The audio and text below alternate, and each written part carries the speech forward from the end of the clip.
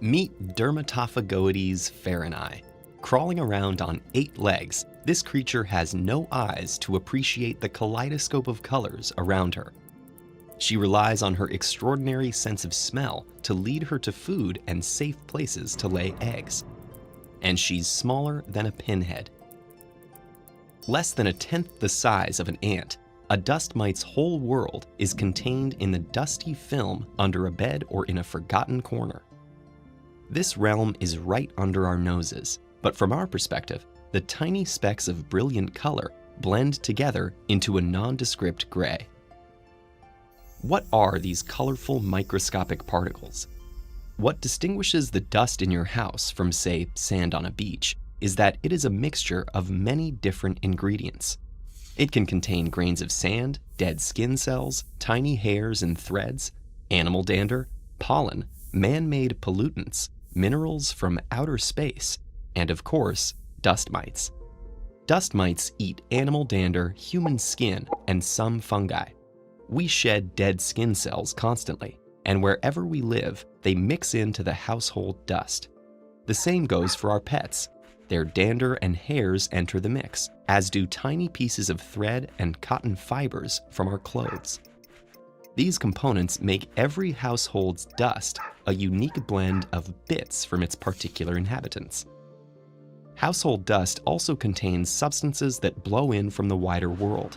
Depending on the local geology, finely ground quartz, coal, or volcanic ash might enter the air as atmospheric dust, along with pollen and fungal spores. Industrial activities also contribute cement powder, particles from car tires, and other chemicals to the airborne mix. The combination of these elements can be as unique as a fingerprint. In Spain, where the land is rich in carbonate materials, dust contains 20 times as much calcium as dust in Nigeria, where the geology is quite different. After a particularly violent storm, scientists identified dust from the Sahara Desert thousands of miles away in London based on its specific composition. In the future, we may be able to pinpoint the origins of dust samples even more specifically, down to a particular neighborhood or even house, something that may be of great help for forensic specialists. In addition to markers of humans, animals, and landscapes, dust also contains particles from further afield. When a star explodes in a distant galaxy, superhot gases vaporize everything nearby. Then the dust settles. Minerals condense out of the gas. Floating out there between planets and galaxies, this extraterrestrial dust contains tiny pieces of extinguished stars and the building blocks of future celestial bodies. Every year, tens of thousands of tons of cosmic dust lands on Earth and mingles with terrestrial minerals.